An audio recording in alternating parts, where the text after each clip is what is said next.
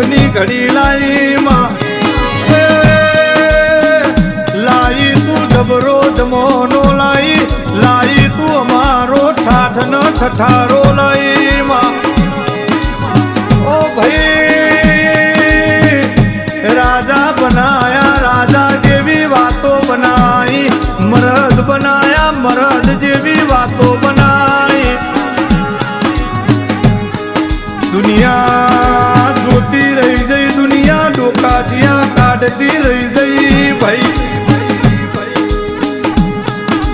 ઓ ગોંડો તમે મારી શિકોતરની